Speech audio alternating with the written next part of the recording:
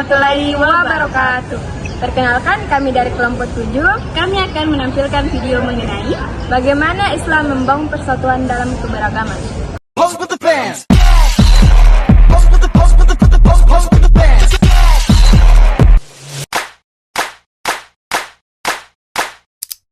Kajian karakteristik keberagaman Nahdlatul Ulama dan Muhammadiyah dari segi kesamaan dan perbedaan. Dari segi kesamaan, tujuan utama baik Nahdlatul Ulama atau NU maupun Muhammadiyah memiliki tujuan yang sama, yaitu untuk memajukan umat Islam dan memperkuat ajaran Islam di Indonesia. Dari segi pendidikan, kedua ormas ini menekankan pentingnya pendidikan agama bagi masyarakat. Keduanya memiliki berbagai lembaga pendidikan untuk mendidik generasi muda. Dari amal sosial, keduanya aktif dalam kegiatan sosial seperti bantuan kemanusiaan, penyeluruhan kesehatan, dan pengembangan masyarakat. Dari segi perbedaan, pendekatan ajaran Nahdlatul Ulama cenderung lebih tradisional dan mengedepankan pendekatan tasawuf, sedangkan Muhammadiyah lebih rasional dan reformis dengan fokus pada pemurnian ajaran Islam.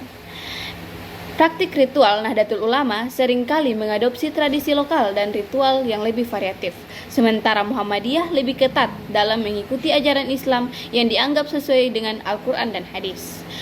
Struktur organisasi Nahdlatul Ulama memiliki struktur yang lebih hierarkis, sedangkan Muhammadiyah lebih bersifat egaliter dan berbasis komunitas.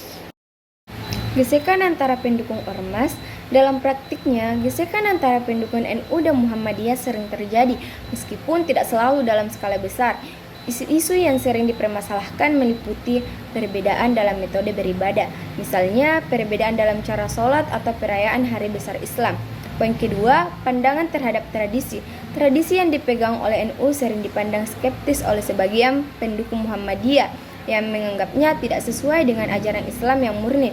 Poin terakhir, politik identitas.